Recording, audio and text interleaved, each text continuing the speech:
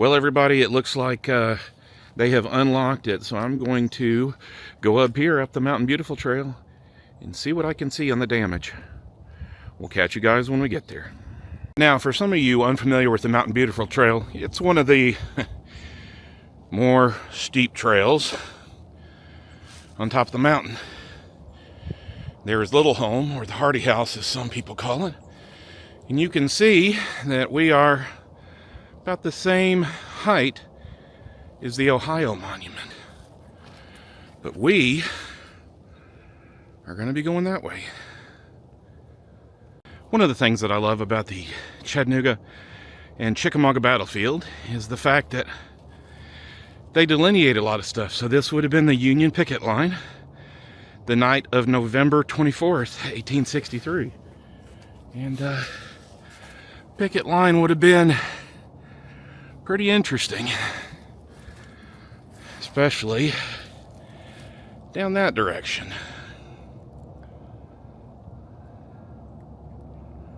And down there, I don't know if you can see it right about there, that is the Guild and Hardy Trail. And pardon me being out of breath. Like I said, this is one of the steeper trails. This is on the other side, the Confederate picket line the night of November 24th, 1863, until 3:30 a.m. I don't know if you can see that blue that's off in the distance, but that blue was the Union picket line.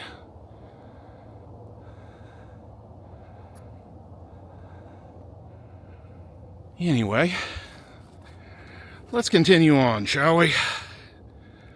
The final line of Walthal's and Petit's brigades. Now, you know what? Not 100% sure.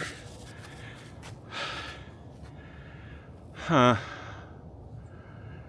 have to go up here a little bit higher. I may have to hit the trail from the other side, so we'll see in a few. Well, we're getting there. I still don't see any evidence of burning yet, but maybe we'll run into it here in a little bit when we get closer to the incline tracks. Alright, well, we're here, and you can definitely see the burn marks now. Remember, all of this was dry back in time, and you can see where the burn went right up Lookout Mountain, though it looks more green over that way, so I think it just burned up around the tracks and around the water pipe. So yeah, I mean, just look at how you can still smell it too. Everything is pretty scorched.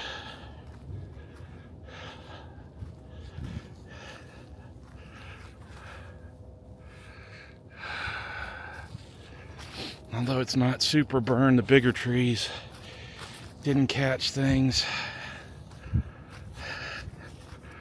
Definitely had some chaos right around the little spot.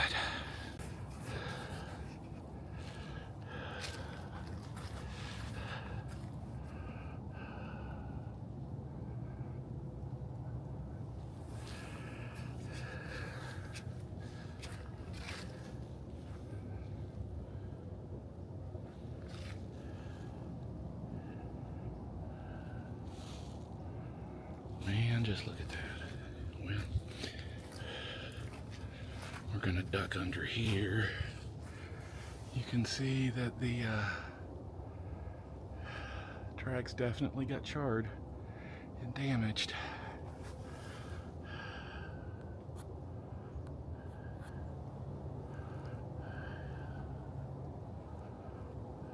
Anyway, let's go over here. Yeah, so that's the area that definitely got charred. And you can see they cut a tree down try to knock it down or whatever.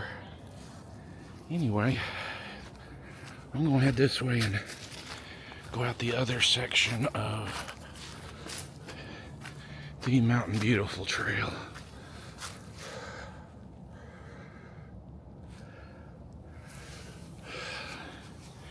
And all of this could have been put out a lot earlier,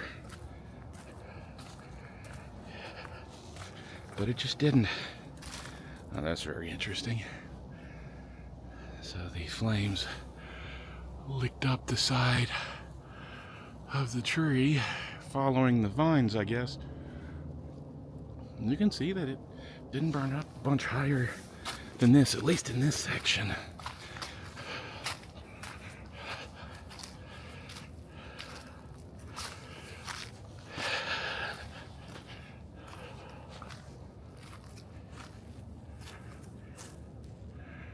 Burning out the hollow.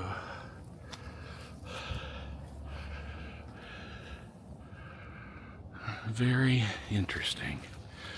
Alright, well, it looks like I have walked past the most of the burn section, so I will catch you guys on the other side. Oh, there's a little bit of burn over here too. But I will catch you guys on the other side when I get down more into the flat section. Well, and here's another little section, so you can see the power lines and stuff right down there. So the Gildan Hardy Trail is literally right below. So I was right in my guess that it was just above the Gildan Hardy Trail.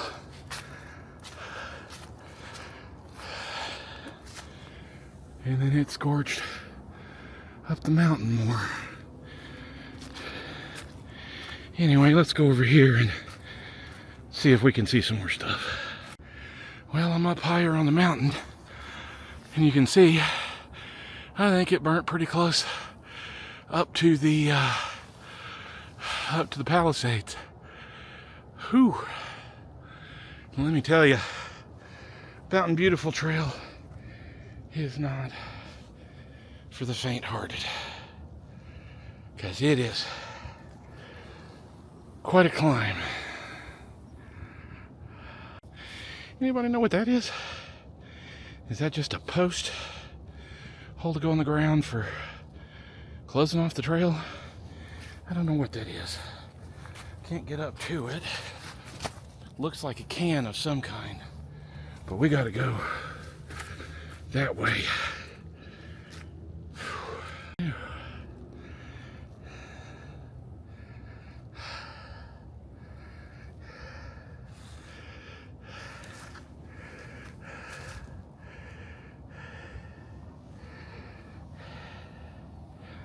And yes, I am breathing hard.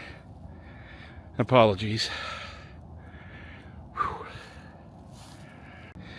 Well, okay, it's burned a little bit further over than I thought. We are not too far away from where the water pipes come up the side of Lookout Mountain and go up to the water towers. So, I guess we'll see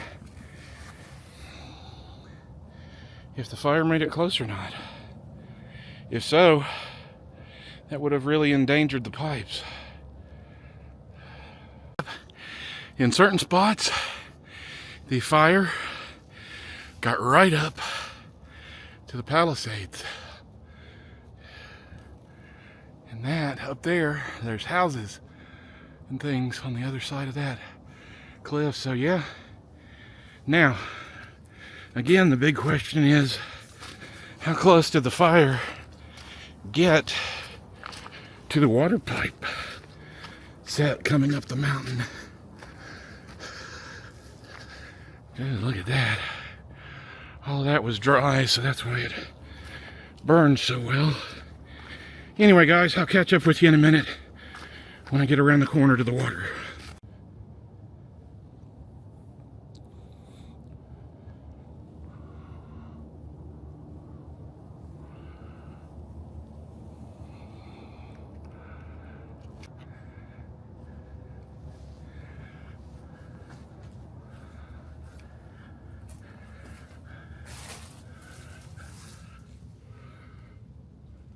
Interesting.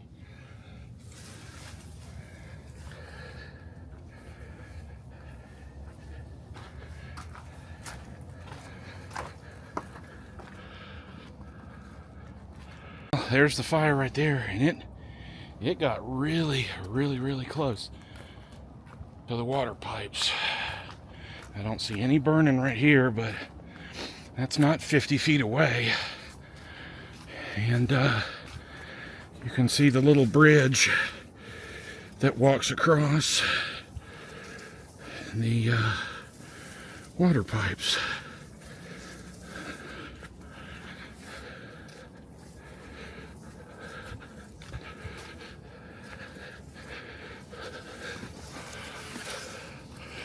Oh boy.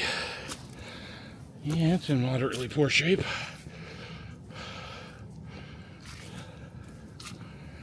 Huh. Okay. So you can see the two older pipes right there. And I guess this one is the new pipe that they had to replace. And it just goes right down through here and right out that way down to St. Elmo. Now I'm gonna continue on going this way, but yeah, the fire did get really close to the water supply for the mountain. Well, found a bunch of paper airplanes down here. I am guessing that kids from one of the houses up top threw a bunch of paper airplanes from somewhere up there.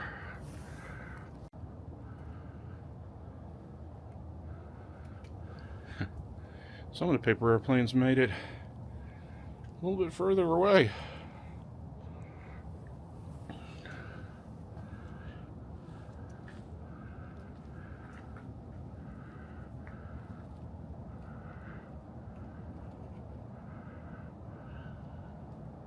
Well, we're at the boulders covered by ivy.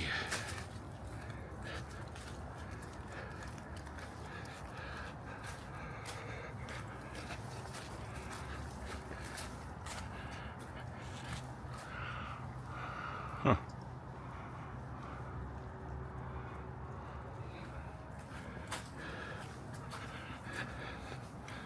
All right, onwards and sideways and downwards.